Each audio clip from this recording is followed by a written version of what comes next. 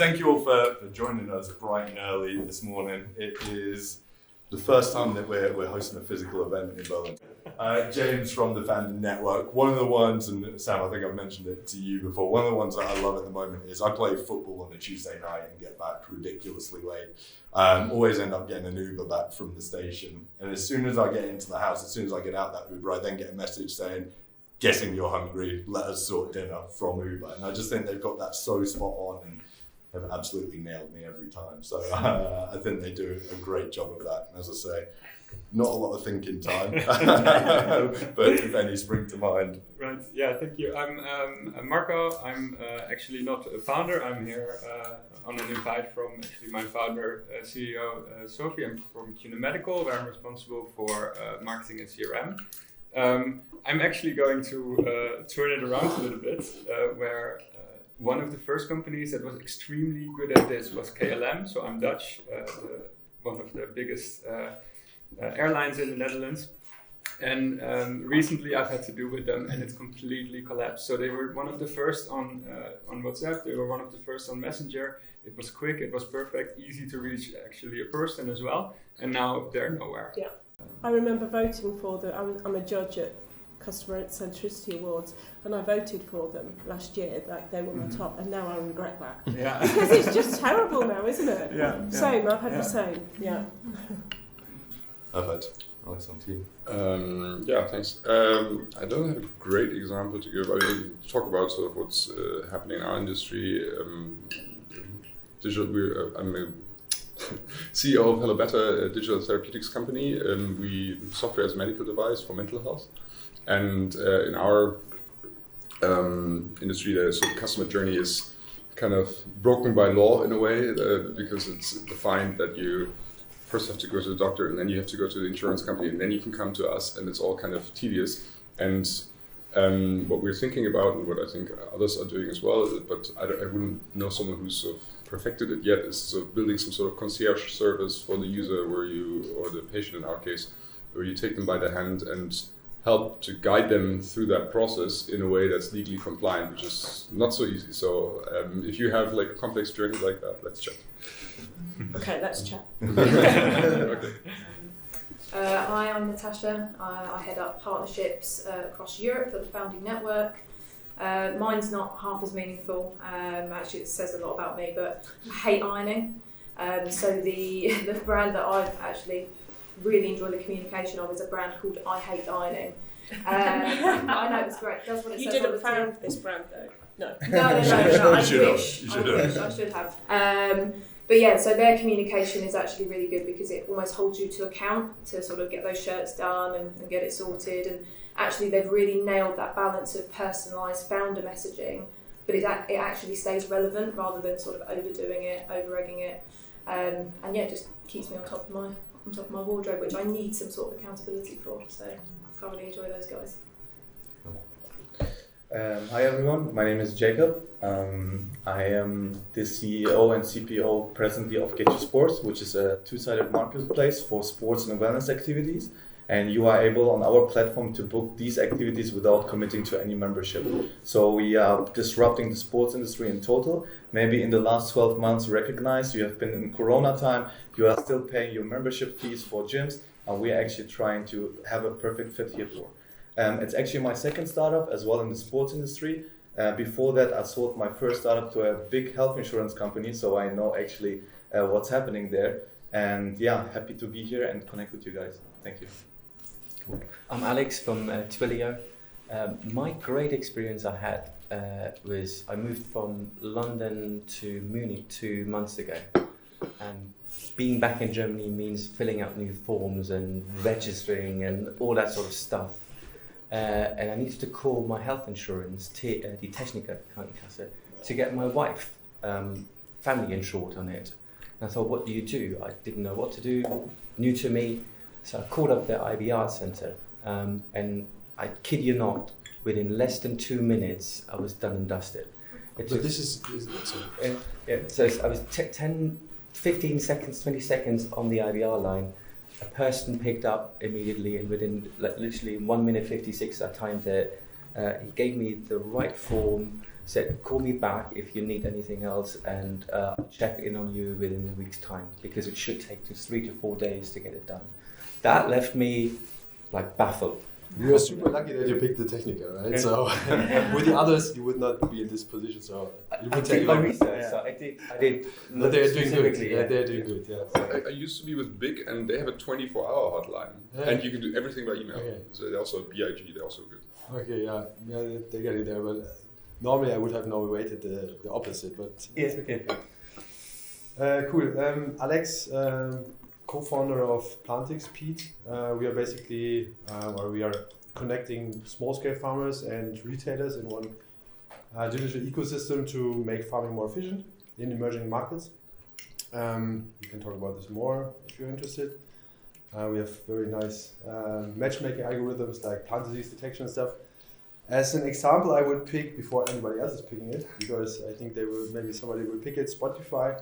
I think it's, for me, is like you have also, with all the negative connotations around it and stuff like this, they do really good product work and having like very small features that you maybe don't recognize, and then they're really spot on if they're hitting the market, and they really do it in a very nice way how they're developing their product. And yeah, the algorithms, for me as a music fanatic, it's like crazy, like how much inspiration I get and how much more like I can explore what else music is there without really very few cases where they're totally off. So it's great work what they're doing, and they have me as a customer, even despite I'm very connected also to the music industry, and I know all the negative sides around it. I cannot live without it, because I also take my musical inspiration out of it. So yeah, I'm stuck there. That's how they got you. Yeah. I do the opposite of you.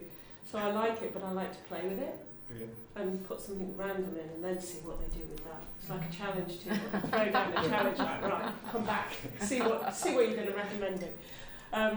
So I'm Sam, I work with Twilio. I am working as part of our exec engagement programs, and what I do, we have this great mantra at Twilio, which is we can't wait to see what you build, because originally we were founded for builders, but as we've grown and got more and more customers, we're attracting a whole different kind of customer, as you can imagine. So what I do is help people think about what to build and help design what to build, because my background's in a lot of customer experience strategy, leading experience design, as well as a lot of customer management and contact centre stuff. So it's a great role to have, because I get to meet people like you, I get to work with huge enterprises, across the whole of the region. It's such a privilege to have this job. My good example is a very traditional retailer in the UK called John Lewis, who kind of hit this hard time recently, but I went in there at the weekend to find something to mend my clothes. I am useless at mending my clothes, so, despite my grandma trying to teach me. So I didn't know what I was doing, what I was looking for. A very lovely lady called Ava came over, helped me decide what to buy, how to do it, really talked me through, but they didn't have it in the store. So she said, let me just check online. She then had all these devices, and I'm kind of anti-ageism with these things, but she was in her 60s. She's got all these devices. She's got a handheld where she's like, okay, I'm just going to order this online for you, get it delivered. Then she takes my payment with her handheld device that she's got. Then she's like, okay, I'm just going to scan this, and you're going to get a text message to say that when your delivery is going to arrive and confirm it, come and see me tomorrow and we'll have it for you. And I thought, this is great actually, and I've seen this a bit with legacy customers. It's almost like those that were disrupted are now becoming the disruptors, because it's taken a while, but they've got their game together. And I thought it was such a great online, offline, proper multi-channel, omni-channel experience. And now I can fix my own clothes. So, good for the planet as well. Amazing. Everyday people have no idea they're being analysed by you, do they? No. Sometimes I'll tell them afterwards, but I'm kind of on it, researching all the time. Yeah. But cool. Yeah, I'm Marcus. I'm the founder of Versenden. So we built an IT system taking care and enabling last mile deliveries, so enabling emission-free deliveries by actually building up micro hubs into the system and into the route planning. So it's obviously today based on AI, right? Everyone needs to do that. And so we are enabling also the transparency and control of the end consumer. So basically bad experience in e-commerce was yesterday, so today is this service and all emission free, right? So we are always combining those two perspectives. So when we found there is basically no carrier to get this on the road, we founded basically a second entity in our company and integrated the operations as well. So we are an end-to-end service provider in logistics. So my example for good marketing would be the car rental company Sixt. So when the head of the German labor union of the train service decided to go on strike, and actually the strike happened, so everyone was frustrated being at the train station, couldn't go there. So they picked up that emotional trail and posted a picture of this man and said, employee of the month. So they used this moment to actually steer it towards their solution, renting a car. Whether it's a good solution, I'm not judging, right? But this is like spot on marketing, exactly picked up what's the emotion, what's the problem, there's a solution, all in one picture. So, yeah. That's good. Hi, I'm Andrea Fernandez. I'm the co-founder of Vitamin. Vitamin is a fintech startup based out of Berlin that powers strong financial futures for all women, basically. And what we want to do is basically change access to financial products for women. In Germany, between, I would say, like existing providers have women users of like 10 to 15%, so they are not really tapping the market. And so we're building a solution for women to learn about finance, but also to start, giving them specific products for their financial needs. And I've been in finance for like 23 years. I'm from Costa Rica. I started my career on Wall Street, and then since then I've done many different things. And so I'm a late founder, but very excited to be changing the world with this topic. And I was thinking about where I spend my money. That's sort of like what I was like, where do I really spend my money? And I thought of two companies. So one is Lieferando, because I think it just covers a huge need, which is a delivery company. I don't know if you all know them, but like, yeah, it's basically a food delivery for my lunch that I spend a lot of money on. And I think I think for me, it's like the customer need has to be met consistently. And I think for me, I can find any option there. They call me if the delivery, like I recently had a delivery issue. They called me, they gave me a credit, like the customer service. So I'm like, they created this goodwill. So I'm on this. And then the other one was Netflix. I'm a Netflix customer since there were CDs.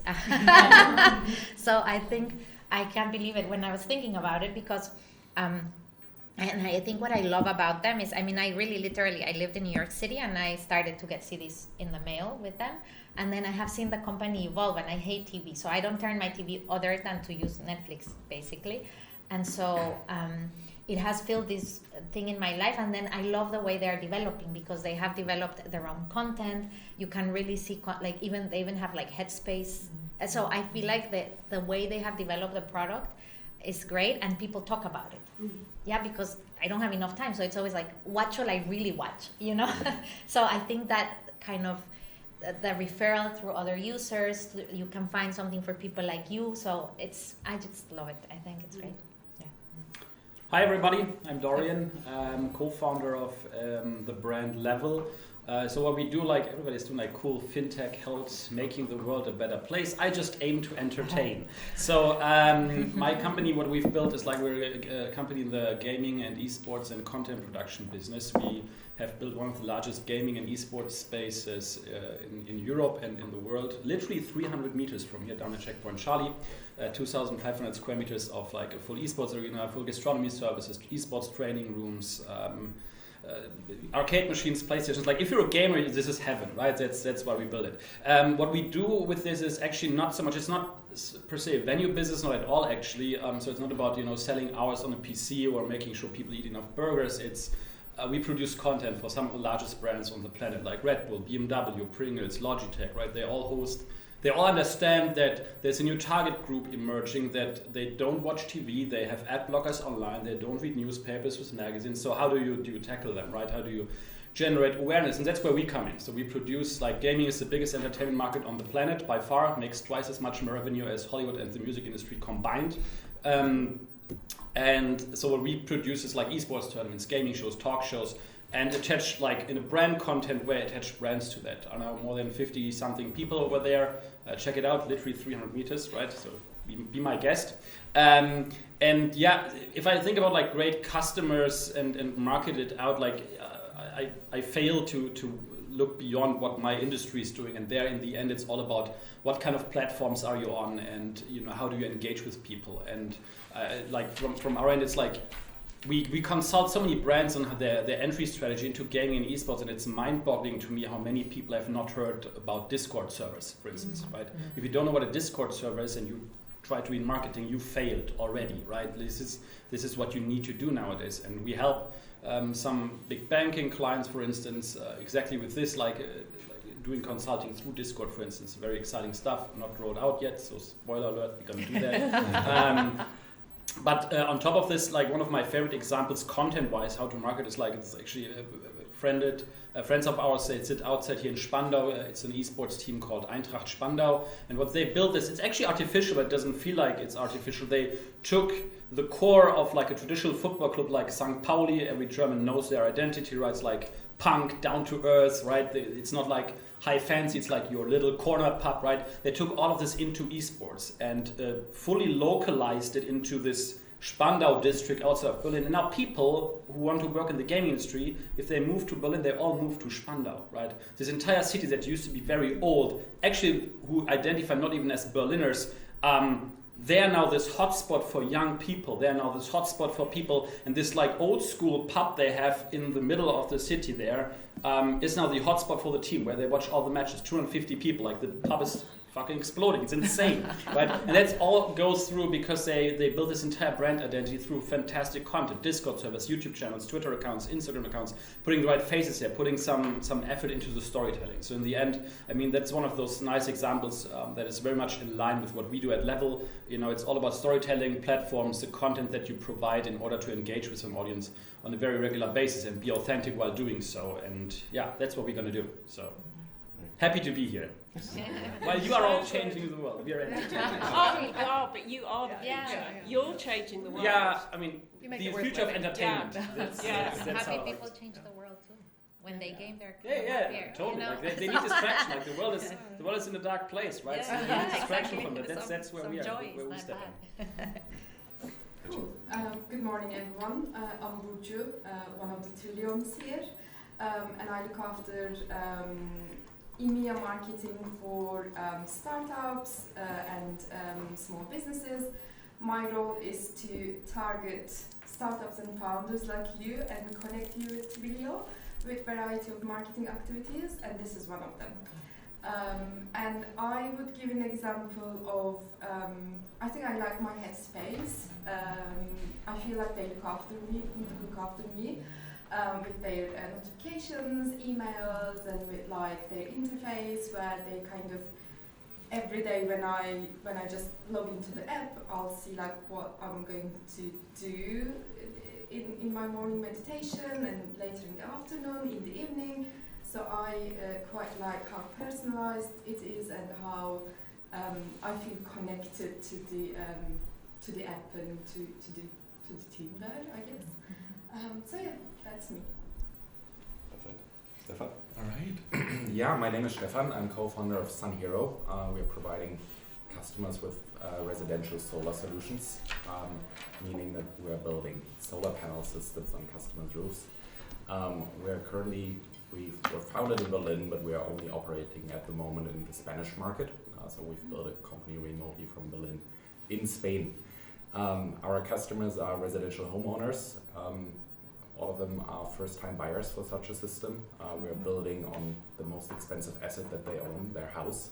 So we need to build a lot of trust in order to get them into that solution, explain how it works, why it's so expensive, why it actually pays off over time, and then really guide them through the installation process and the bureaucratic processes that are going all along with it. My example of a great company to engage customers, I was also thinking about where do I spend a lot of money, and although they have a lot of controversial business practices, Amazon actually has never disappointed. When I look back at what is a company where stuff is really working, it is Amazon. They promise to deliver, they will deliver. If there's a problem, it will be solved. And this was really amazing to see. Mm. Yeah. Reluctantly, it's true. You know, who does it better? Natasha? Yeah. Hello everyone, I'm Natasha. I'm also with Sun Hero. I'm not the second co-founder, but I'm one of the 3 people based in Berlin. I'm in charge of communications and a whole portfolio of other projects that spin from brand to marketing to product. I think there's one other side to Sun Hero story that Stephan didn't cover, which is very close to me, and that is the impact that we're working towards, both environmental impact but also social impact. One of the things that we're focusing on is creating jobs for technicians, but also for all sorts of other professionals in the space. And so with that in mind, I think one company that has always stood out for me is Patagonia for how they do branding. It's a company that is not afraid to talk about the impact of their business, and it's a company that kind of walks the talk. And so I can think of like multiple examples of campaigns that they run that like really kind of give you goosebumps and inspire you. One of them was "Don't Buy This Jacket" campaign. I don't know if you've seen it, but there's I felt like that was an example of like they're like shooting themselves in the leg by kind of discouraging the customers to do that, but at the same time it creates this connection to the brand that you can't share otherwise. And then I think another campaign, I don't know if it was just in Vermont or everywhere across the US. So I studied in Vermont, and I think that's why it was also quite important for me. They ran a line of, I think, hoodies, and on the reverse side of the label, there was like a small message that said, "Vote this assholes out." And so it's like a brand that takes a stand and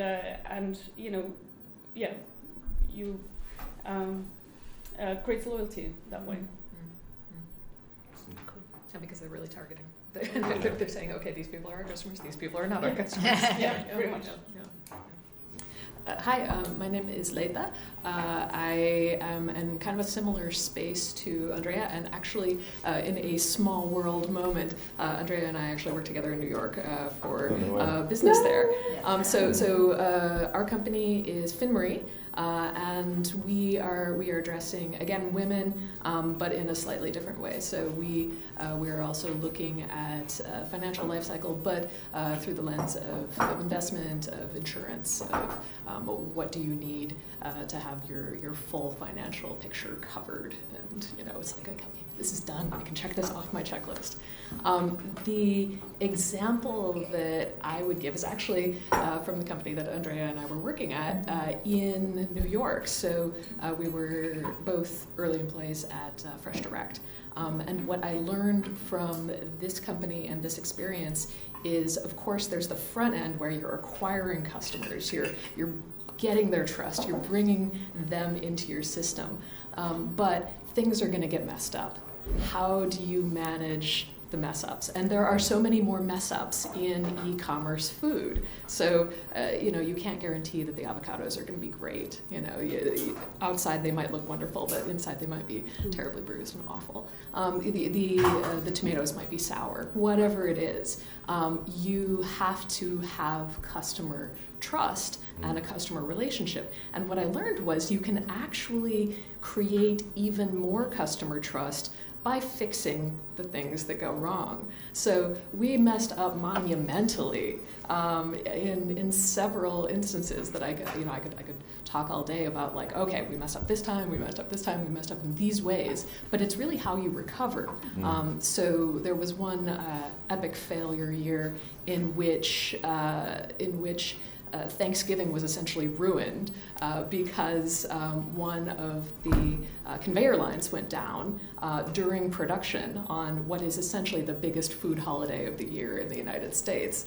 And the leadership at the time, our president of the company, our CEO, kind of threw up his hands and was like, okay, I guess this is a problem. I guess this is ruined, right? But actually, Andrea and I spent the day going door to door as e-commerce employees, and went direct to people's homes. And this is just a small example of like how you can kind of regain trust during failure moments, but you can do it in smaller ways too, just by having, for example, an unconditional guarantee on stuff. Like if the avocados are bad, just tell us and it's free.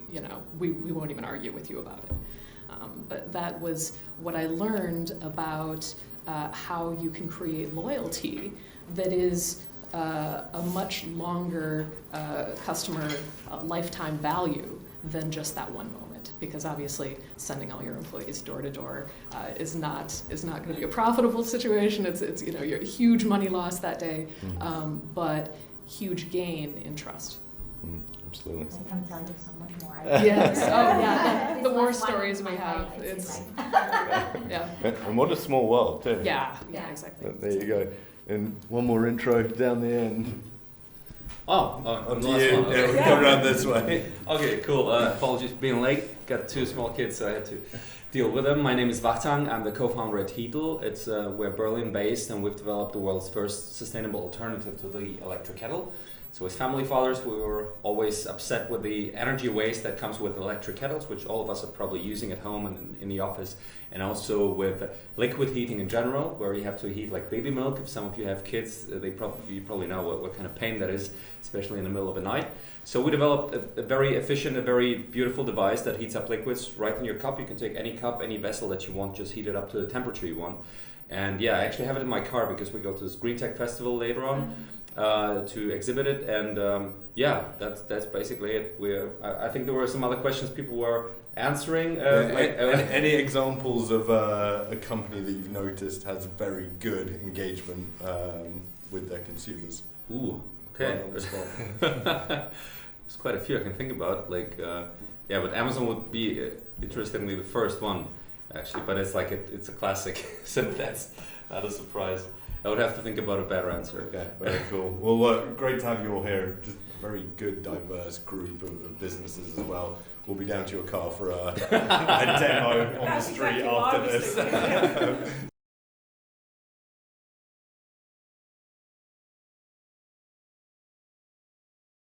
Doesn't work, and what we can be doing. This is such an interesting group. Like, the things that you're doing just blow me away, really. I think they're fantastic. I do want to see this cup though, because I'm in the process of moving house, and I don't want to have a kettle because I just want to start getting rid of all these things. What can I do differently? So here is a customer.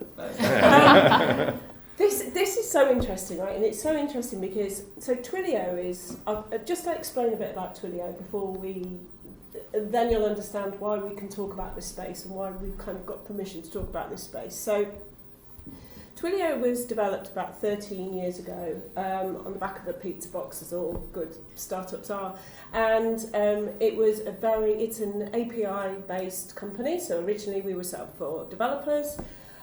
We have grown hugely over the past few years, but our kind of philosophy has always been giving companies, giving founders, giving enterprises the tools to be able to create your own customer experience so that you can differentiate. There are so many solutions out there, but they don't let you do what you want to do. And of course, we're in a completely different era now. You're probably using Twilio, or most people use Twilio every day and they don't even realise it, because when you think about the great delivery companies, when you think about the Deliveroos, the Ubers, the Lyft, Airbnb, all of these companies, these early disruptors, are powered by Twilio. that engagement layer that sits between the product, the service, and then the customer is what we power through a whole variety of different channels. The pandemic was really interesting because, of course, we saw this spike go. And the two biggest industries where we saw it were financial services, FinServ, and healthcare. As all of a sudden, these two industries that were slightly lagging behind, really in stealth, just kind of got online and thought about how to connect and how to engage in a completely different way. And much like Amazon did when it uplifted the way we think about service and delivery, this is now what's happened. It's almost like financial services and healthcare have taken that as well and gone, right, there's a different way to do it, and the disruption is just fantastic. But I think, you know, we're truly global now. We operate in 180 different countries. We work with 250,000 plus different companies, and we have to put the plus, because so much of the time we don't really know who's using our APIs, because we're just like, here you go, get it, start for 50 quid, 50 euros. You know, we can't wait to see what you build, and we really can't wait to see what you build with it. I think this runs through our whole DNA.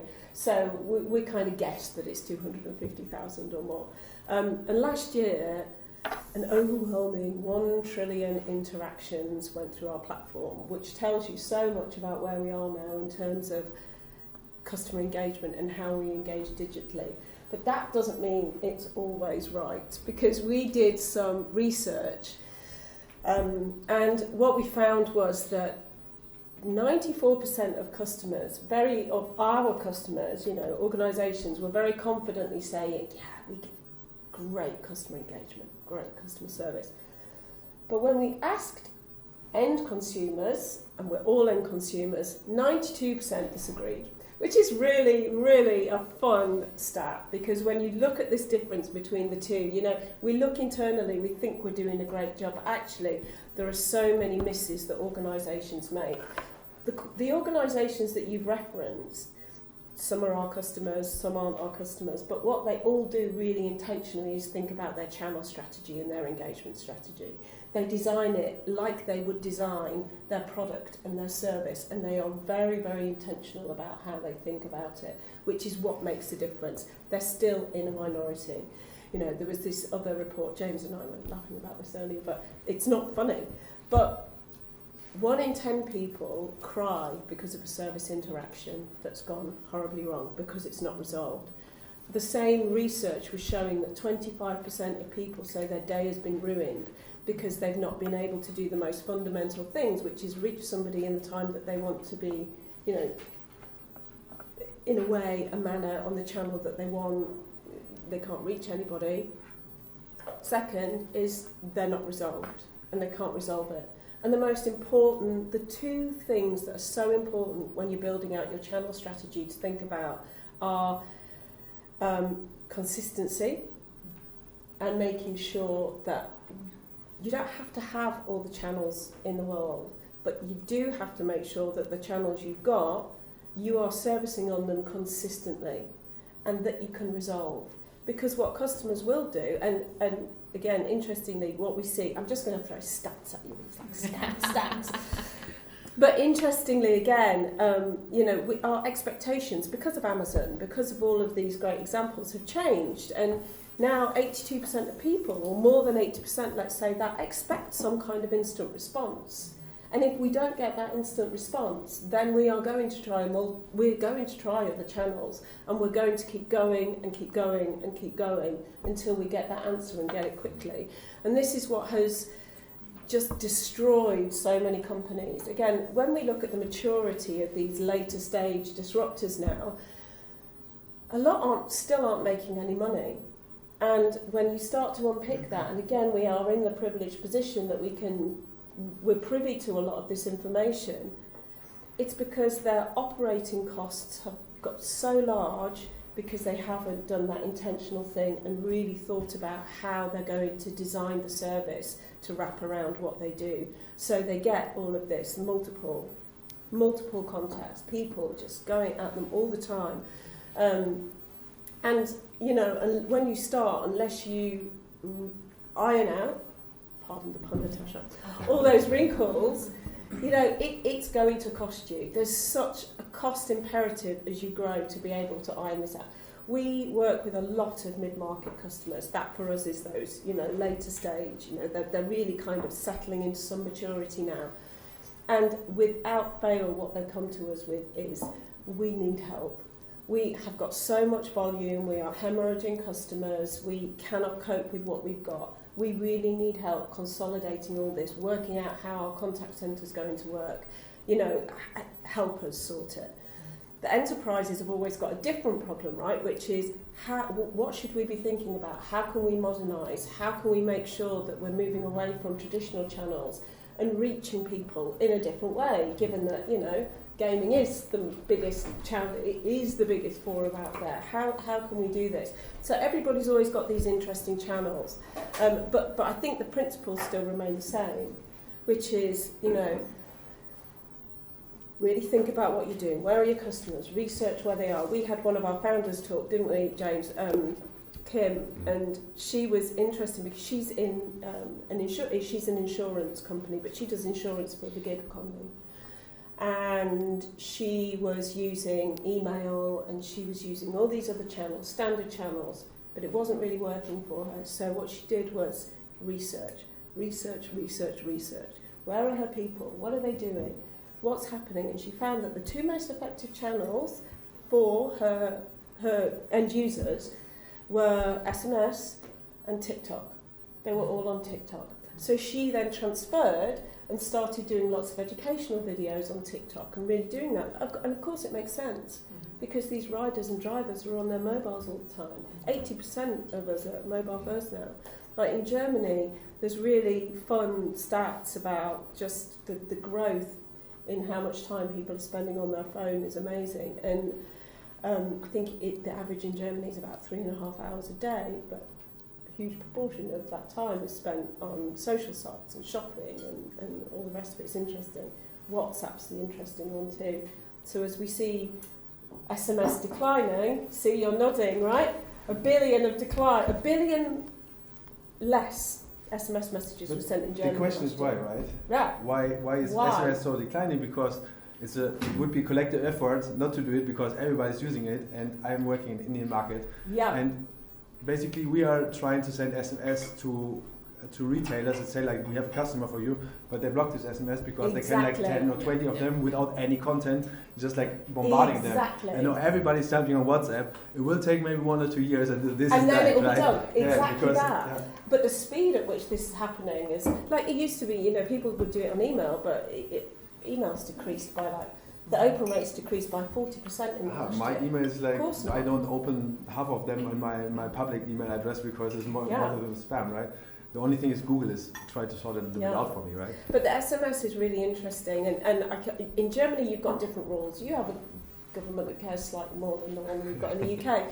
And last summer alone, 45 million spam text messages were sent.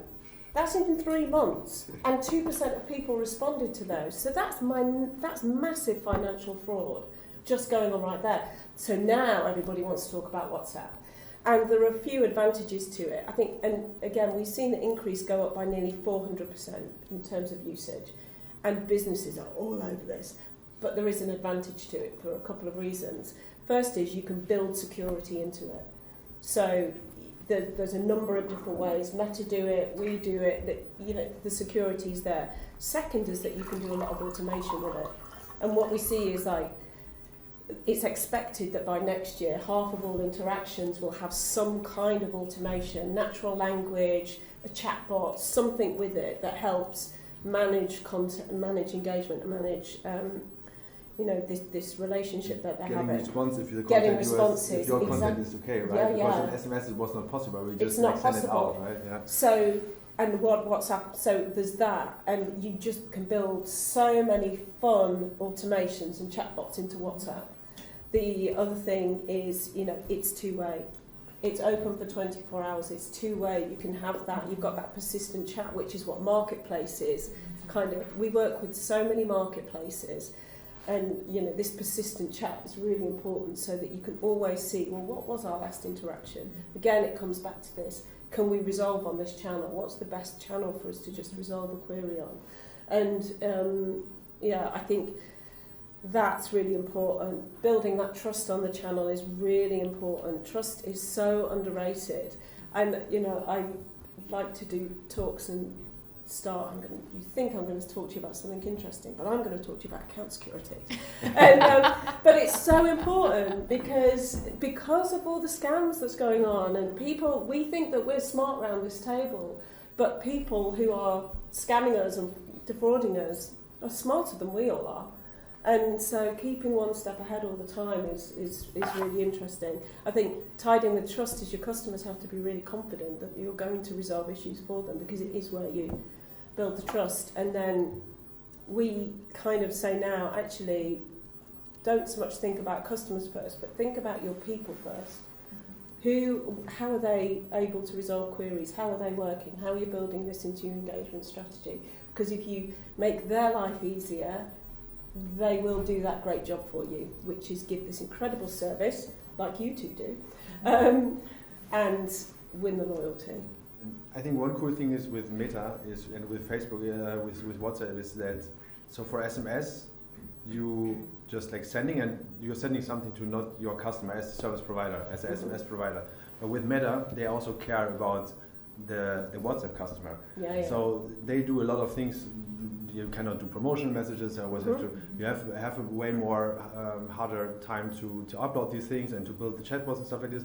So they're doing good, and you can hopefully also bet on it that they try to maybe enhance this, even to protect these customers, not to say like I want to be out of WhatsApp, and then they're losing this customer as a channel, and everybody knows that's the biggest asset. So I hope that they still are taking over this role and protecting the customers, because you could also say like, if you're sending like 10 messages but this guy is not responding anytime, you just like you block it or you so you can do a lot of things to analyze if this content which they're sending is good content or not. Exactly. They do a lot wrong, but they also do that really well. Better than SMS. I do a lot of work with our social impact and .org customers, and WhatsApp is so essential for connecting people. We sent, I think so far, more than 20 million messages have gone through our WhatsApp API in Ukraine, just building connections so that we can help people find the right bus to get, the right way to get out and get the services that they need. So again, for crisis response and things, say, but this method do get right. So just on the trust point then, Sam, and I know we touched on this previously, but obviously in the scale-up world, we're all starting businesses that are only 1, 2, 3, 4, however many years old. Yeah. How do we compete on the trust front with the bigger brands that have been around forever, the HSBCs that everyone knows, or whoever it might be? Yeah, I think, Bill, a lot of it is what you talked about, right? It's making sure that you are there to resolve problem. I think there's a few things. Make sure that your account security is there. Make sure that you're really being explicit. It's been interesting being here in Berlin for 3 days, because I've noticed that when I'm looking at things, like, you've got way more thorough regulations to go through for your data and your cookies than the free-for-all that seems to be happening in other parts of the world. So that is really important, that transparency. What are we doing with that? I think that we did some research on trust, because all these things are so interesting for us, and it's become a table stake for customers now. You have to trust that that channel is protected. You have to trust that something accurate's being done with your data. But it's the resolution. It's the knowing that somebody will respond. Things are going to go wrong, or veer off the happy path. We're all humans. We're all actually in the human-to-human business. Being able to respond quickly, being able to resolve, being able to do it in a really kind of open way. There's so many ways you can do it. Your example was great, because be proactive about it. Just trust and know that if something goes wrong, we've got your back, we'll sort it out, it's all good. It gets so overlooked. And this is what, again, drives all of that cost into a business, because customers haven't got that trust, and it breeds loyalty. So, cost of acquisition, especially online, has gone up a huge amount and continues to soar. You want to keep your customers, right? Otherwise, we're just in this hugely cost inefficient acquisition process all the time. Trust and retention go hand in hand. Yeah, absolutely. And is that something you've both managed to take from your previous company? Is that? Yeah, I mean, so absolutely, it's like you have to look at the lifetime value of the customer over the customer acquisition cost. And online grocery is not a high margin area, so this customer is not going to be profitable for a while. But when they are profitable, I mean, we had children growing up with this service, right? Like, so people would stick with it for, literally 15, 20 years, right? And so that's what you have to take into account. It can't be what's happening in this quarter, or maybe even in this year with this customer, but what you are seeing for this customer in the long run. And I think it's interesting because digital has always been, it's been that quick. Yes. You want to see those instant results and quick, but actually it's the opposite is true, because it's so transactional. You have to work even harder at that lifetime value and relationship, because sure, we can find you all easily, but we can also find everybody else really easily as well. So that relationship and that stickiness, we like to say we're in the relationship economy now. And I think and it might sound like a marketing gimmick, but I actually think we are, because how else are we going to stand out? And Yeah, I mean, I think users are really also very much connected to the brands now. So what does this brand stand for? What does it mean for me in my life? And that is also driven by how you act when things go wrong. Are you meeting that product need? And you have to look at that long-term relationship. But I think brands do start to play a different role today, because we are so much more focused on identifying ourselves with the brands we have. You kind of feel I'm a Netflix customer, or I'm an Amazon user because I believe in this. I mean, and everything has an implication. I feel kind of bad saying I'm an Amazon customer, because a lot of people around me don't like all that. Amazon customers. The brands have meaning today, and what you stand for, and I think that's also super important. Yeah, which is why it's so interesting what Dorian's doing. I think that, but it is, because it's that taking it. We are all affiliated with these brands now, and that has to be the starting point as well for your whole channel strategy and how you're linking it together and thinking about all of the different ways that you can reach and connect, and because we are so multi-dimensional now in the way that we interact. So it's I agree. That's I have a question that you maybe have an example for. So I'm in healthcare. We connect people to doctors. Often that's also abroad, like medical travel. And one of the things that makes it so great to also book through us, so one of the things is that we build a network, so you can rely that the doctor you find is actually good quality, you can trust. We support you along your journey, because it's a very insecure thing that you're going to do. But also it's still healthcare. So very realistically, 1 to 2% of the time you're not going to get like the result that you want, right? So one thing that's very important and that customers find very important is that we can help them when something goes wrong. And that's when you also earn a lot of trust. So maybe you have examples. So for example, we have Volt, which is a delivery app that basically says, that anticipate if your delivery is going to be late, don't worry, we won't charge you, or you get a discount. So they already kind of like in their acquisition strategy talk about what can go wrong and how they solve it. For us, it's always a challenge, like, do we give these examples where something didn't work out and we managed to help out? Because that's not really something you want to think about early on for us. So that's something that we've been struggling with. Maybe you have some examples of how you can communicate really that you are the one that also solves the problems. I think the content design is so important. I've worked with a few organisations globally who do something very similar and try and connect patients with it's a really hard service to manage, because actually the back end, making sure that the doctors are available, making sure that the connection happens when it needs to, by doctors are busy. Everything always overruns. You know, how can it's a deceptively hard business to run, isn't it? It's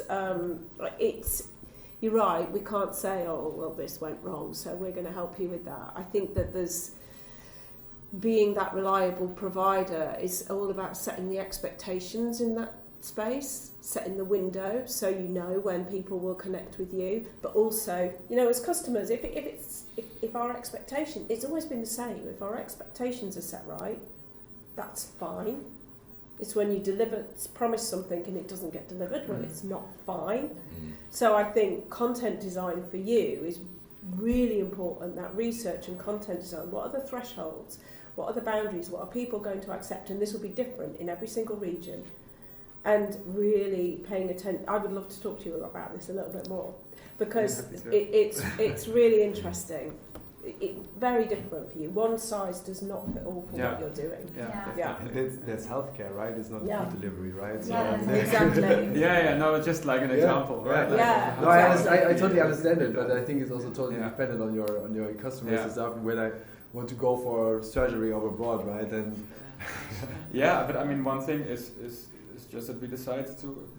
One of our values is to constantly be honest. So we also say, like, guys, no matter what people promise you. But it's also interesting. It can cost you. I'm sorry, it can. So we've been working with a security alarm company, and that's also really important to them. But they were over communicating all the time, and they were putting so much cost into their business by over communicating, and it just wasn't necessary. And I was like, okay, let's just step back and research. Do that really thorough research, use the feedback, look at all of this and work out what's really appropriate for your customers. Yeah. Like, it feels like a slow step, but it's the most important step that you can do.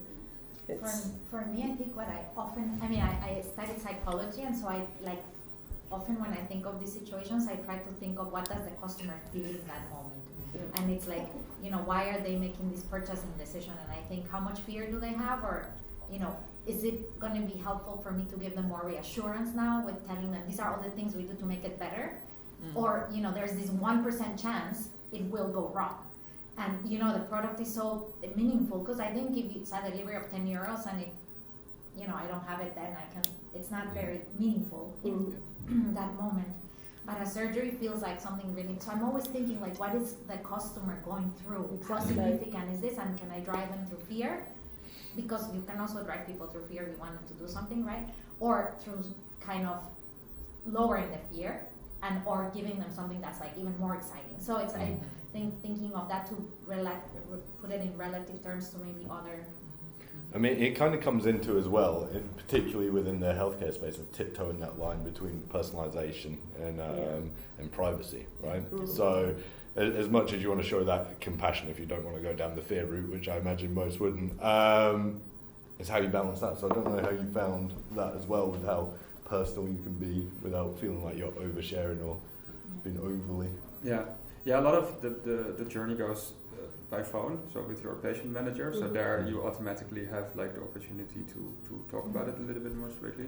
But then on a personal level, also about treatments education, for example, which is also something we do, which is so important, because if people know what to expect, it's already a lot easier, right? So there you decrease the reliance on these agents as well.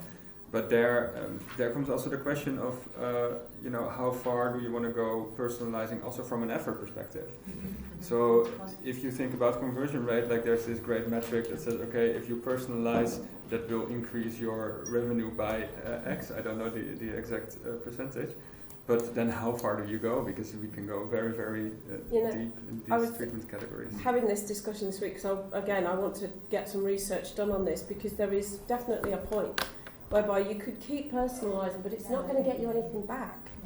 So what is the minimum that you need to achieve? But actually, what is that plateau point? You don't need to over-communicate all the time or over-personalise. Again, go back to those needs, that research. What do they need? And something interesting that I saw somebody brought up about product is that not every product needs to be a lifetime product. And a lot of companies don't think about like, okay, this is our engagement with the customer, this is the beginning, this is the middle, and this is the end. Because there's a lot of pressure from, maybe it's from your board, maybe it's from certain parties in your company to have a product that just goes on forever, right? And not all products are built for that kind of relationship. Just like not all relationships are built for forever, exactly. Yeah, I agree. I would like to come back to your example because we are like in a kind of a similar situation. So our customer is B2B, so online merchants like brick and mortar business, shipping something, right? So we are basically the shipping company, having a lot of IT in the background, so we have a lot of information. If something goes wrong, we can exactly say what went wrong and why. And we treat the recipient of the goods as our customer because we see his philosophy-wise, but if he's happy, the merchant can't really be unhappy, right? So that's the first step. So now it comes down to if something goes wrong, who's communicating? What's the strategy? Should we communicate? Should the merchant communicate? So how do, obviously blame game is a bad thing, right? So, but how should be a positive communication in these things happen, right? When you have all the information, all the transparency, how do you communicate? And we didn't make our mind up there yet, but this is a question because services become more and more integrated with the stakeholders. So. I want to talk to you separately too because I'm really interested in this whole new ecosystem that everything's so dependent. It's like systems thinking all of a sudden is back in fashion again because all of these ecosystems are so integrated and I think that again it depends. But I've seen companies do it where they are communicating on behalf of and they see themselves more as like a Shopify, experience. Others, you just hand it off to the customers. But again, there's a few examples that I can talk to you about of customers that I've worked with. But it's really interesting. Interesting. Jacob, tell us about, you must have some learnings from your previous business. I'm sure there's things that you got really right and things that maybe you wouldn't repeat, the things that you're taking into your new business. So I guess there are a lot of topics like flying around, maybe something what I can definitely share, which was a huge plus for me if it comes to marketing. So in the first company we raised over $1.5 million and I made a lot of mistakes with the team because it was our first company at all. We spent $50,000 every month on marketing without really thinking about what is my cost per acquisition, what about the lifetime value, what about the conversions, should we burn the money continuously or should we change a little bit the funnel.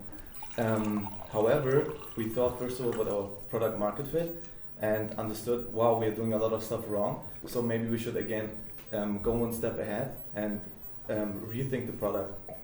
And I think in the beginning every entrepreneur should ask themselves, do we actually solving a problem or is it something it's a momentum, Sometimes it's if I can compare this to healthcare, it can be like aspirin, you have headaches, or it's like a vitamin, you need a quick boost.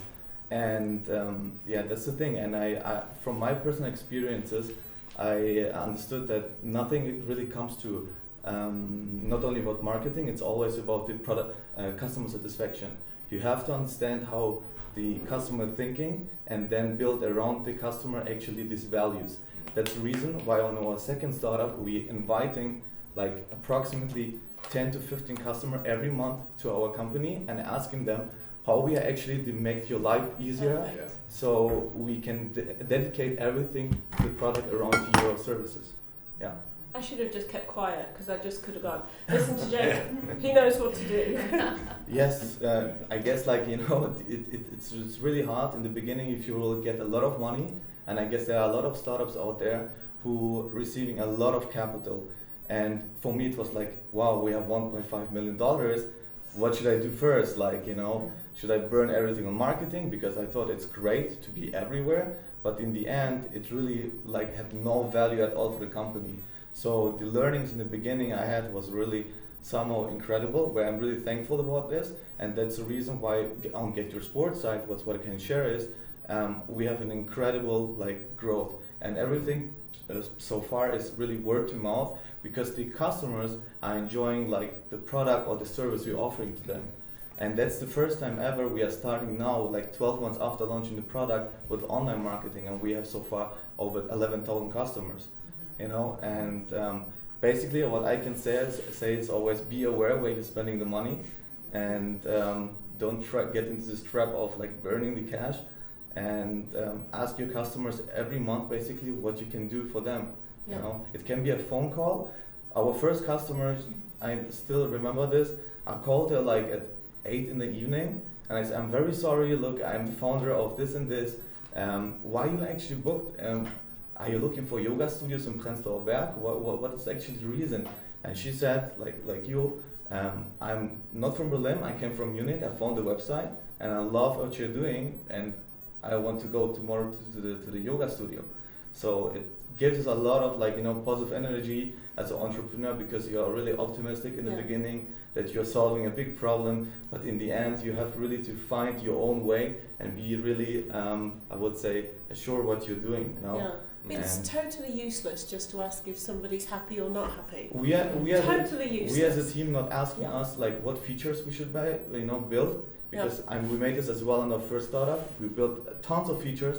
Nobody used that. No, of course not. No, we're not doing this anymore. Yeah. That's the reason we're asking every month like 10 to 15 users who are not like on Get to Sports to what we should do for you. Yeah. You know? And then we're doing a checklist, and in the end, like after 6 or 7 months, you will see, 75 people said like they need like this and this and this. And that's the reason why we integrated like a 24 hours cancellation rate. So you are not able to go to the sports because there's Corona, or I don't know, your children are sick, so you want to cancel the event and get your money ASAP back. And we made a lot of learnings here. I mean, that's kind of one thing we've almost not touched on, but we've spoken a lot about lifetime value of customers, but what we've actually not touched on is they may also become advocates, like you're saying, how you actually, that word of mouth is now really, really powerful, which I guess is tough to sort of measure. But if you get all this right that we're talking about, then you really get them. So, yeah, definitely. And Dorian, I'm guessing your whole business is based on community, so you must have nailed some things in. I hope so. No, I mean, it's very fascinating for me to hear all of you speak, because like at the same time I'm always like reflecting back on what we do, and it's so very different in many ways. Meaning that for us, like acquiring people, and in the end, like we produce content. We don't run a single B2B account, right? That's what I made very clear. Like we don't, like our Twitter pages, it's all aimed towards building a community, right? So which is why in the end, long term, like we already sell a shit ton of, like last year we sold 35,000 euros worth of level merchandise, right? So like we're building this up now, that people in 10 years at Gamescom run around in level shirts. And we do all of this by just providing them with entertainment. I really like that idea that Jacob put out, and I made me know myself, and it reminded me that I wanted to build a community council on our own, that the people who hang out there, like today's a Friday evening, so I expect like 200, 250 people will stop by at Level later tonight, and that I should ask them a little more potentially. But overall for us it's really about, the cool part is that out of my 50 something people that work in my company, all of them, well, for the most part, the accounting guy probably not, but the rest of them, they're all gamers themselves, right? So in the end, what we build and the talents that we attract, they are all very much intrinsically motivated to pitch in, to build this up. They're so passionate about what we do, SMI, and that's really cool, because like you see these people, employees, as well as in the community that we've built, hang out at Level downstairs at the bar on a Friday evening and just chat about stuff, right? About the latest gaming releases, about the events that come up, etc., etc. So it's like a little bit of like word of mouth spreading already in these social circles. And then it's about staying in touch and being active on the platforms that's there. So we have a very active Discord with hundreds and hundreds and hundreds of people. We have a TikTok account with more than 500,000 followers that produced some of the largest gaming clips on German TikTok actually. And in the end, like it's it's we have to produce a lot of content around that, right? So I have this mantra that's actually printed in my office, and all my employees are very sick of me saying that, is everything is content for me, and we really, I love that this is recorded. Hey mom, so that, because this is literally like the approach, like we all the employees that work at my company, they constantly are being featured in the content pieces that we do.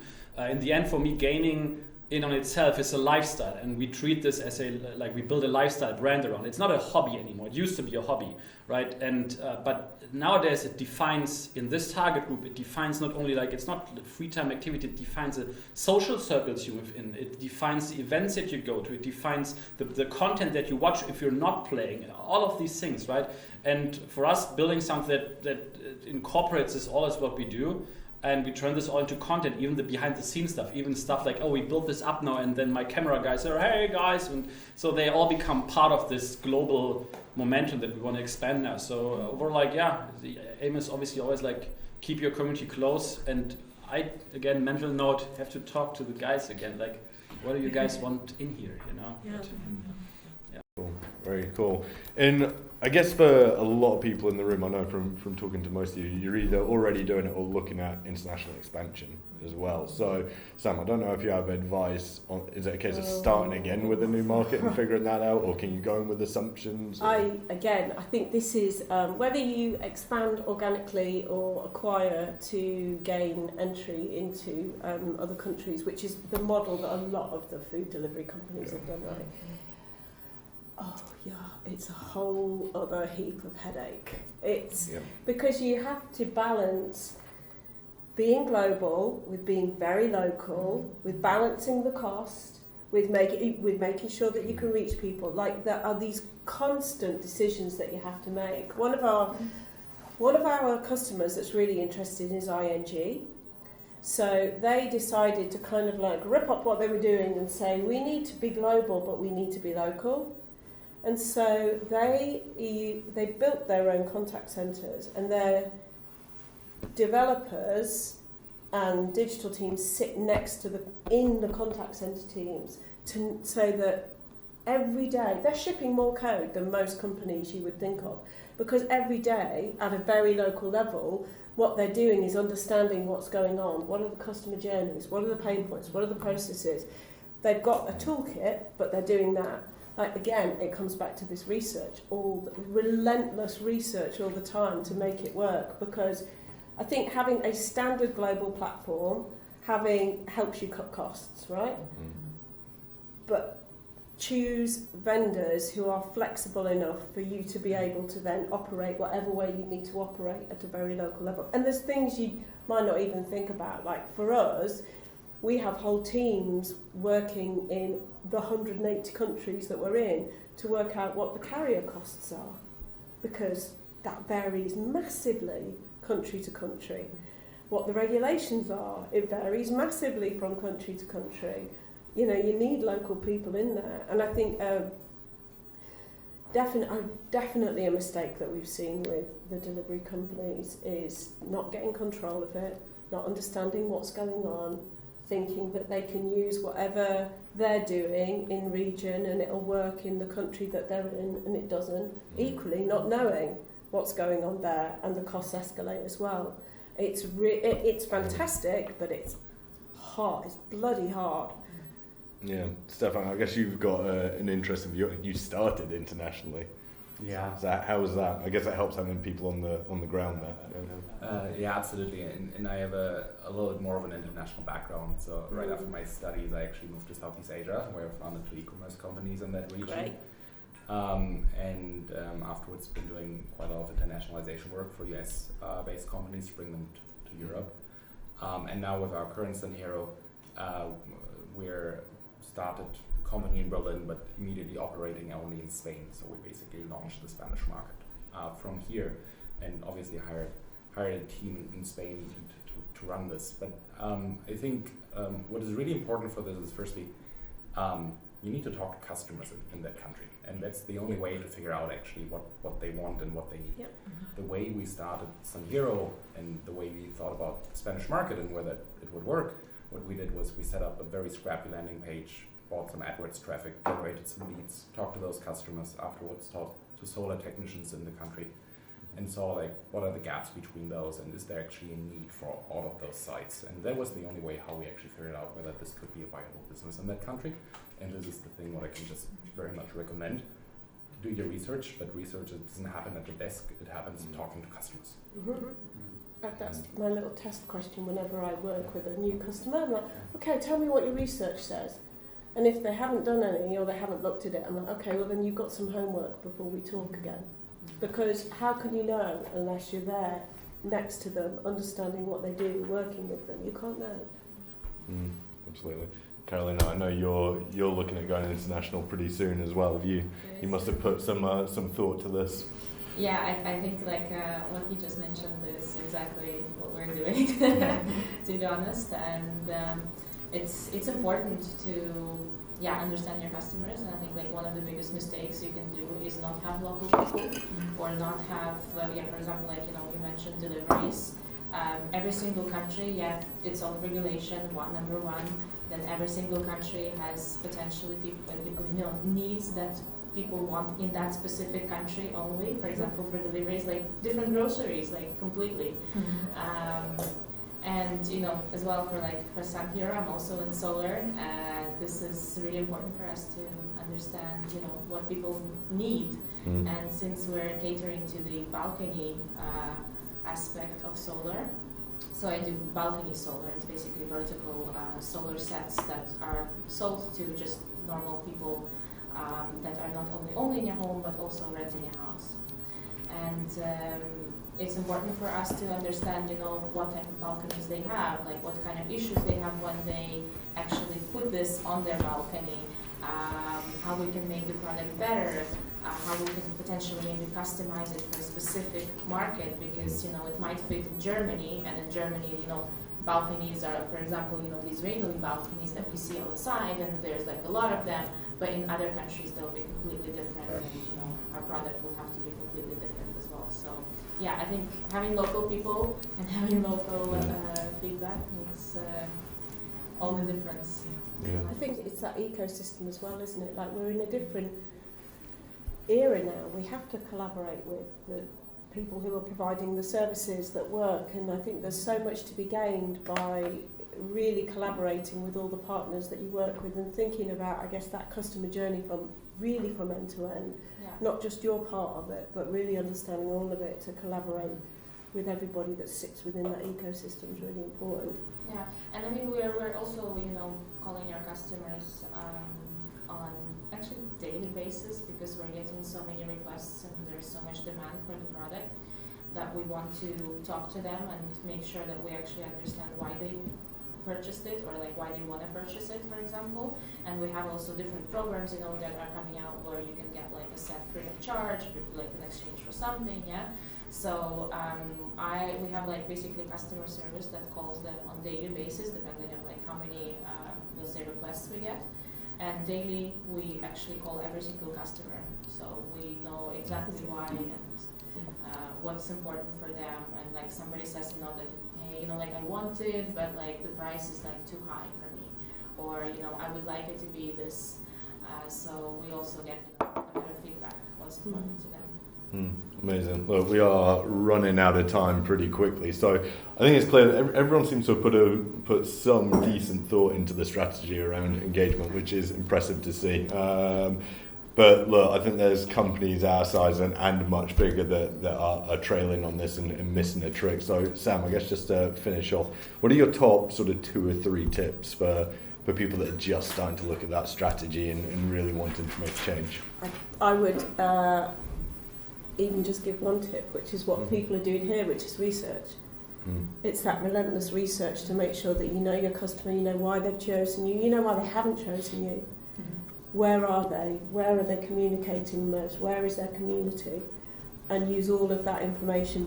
Just take the time and be really diligent. Where organisations are failing is they've forgotten to do it. They think it's a waste of time. They think that they haven't got time to do it. But I would say you haven't got time not to do it, because if you want to be successful, you need to know everything about them, what their needs are, where they want to communicate, And I would even boil it down to just that one tip, which I think we've heard now directly the power of it and what it can bring you. As we look at these two people who'll be featured on the front cover of magazines soon, and we can say we were there, we heard from them. But it's true, you know, it's that, I would say. Yeah, perfect. Well, look, thank you all so much for coming out. It's so good to finally meet you all in person, to get off Zoom. Let's do more of this. We will be back at least once a month or so running these types of sessions, so can't wait to see more of you. But big thank you to you, Sam, as well, for bringing so many insights to this, and Burju and Alex and everyone at the Twilio team behind the scenes that made this happen. But yeah, this has been great.